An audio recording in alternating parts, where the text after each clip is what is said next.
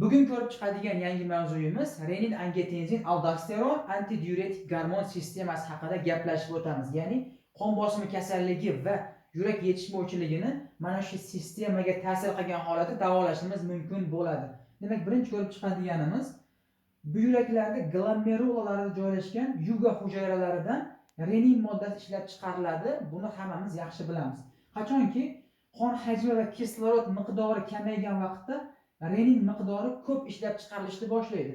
Mana shu renin moddasi, renin gormoni jigardan ishlab chiqariladigan angiotensinogen bilan birikib, angiotensin 1 ni hosil qiladi va angiotensin 1 o'pkadan ishlab chiqariladigan angiotensin 1 ni 2 ga o'tkazib beruvchi ferment orqali, ya'ni angiotensin converting enzyme orqali angiotensin 2 ga o'tadi va jarayon mana shu joydan boshlanadi. Angiotensin 2 qon tomirlariga boradi va angiotensin 2 retseptoriga bog'lanib, qon tomirlarining qisqarishiga, ya'ni vazokonstriksiyaga olib keladi va qon bosimini oshirishga olib keladi. Keyin angiotensin 2 bosh miyada joylashgan gipofiz, ya'ni gipofiz bezini orqa bo'lagiga boradi va antidiuretik gormon miqdorini oshirib beradi. Antidiuretik gormon buyraklarga borib, buyraklarda aquapoint kanallari orqali suv qayta so'rilishini kuchaytiraveradi va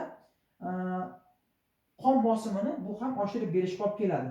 Angiotensin 2 buyrak usti beziga borib aldosteron gormoni sintezini oshiradi va suv va natriy ushlab qolinishligini va qon bosimini orttirishga olib keladi. Bu uchalasi birgalikda qon bosimini ko'tarilishiga olib keladi. Demak, biz beradigan dorilar, APF ingibitorlari va sartanlar mana shu angiotensin 2 ni bloklashga olib keladi va vazokonstriksiya, qon tomirlar qisqarishi kamayib, vazodilatatsiya bo'ladi va periferik sistemik qon tomirlar periferik sistemik qarshiligi kamayadi va undan keyin afterload kamayishiga, ya'ni yurakdan chiqayotgan yuklama kamayishiga va qon va yurak qonni bemalol qon tomiriga o'tib berishiga sababchi bo'ladi.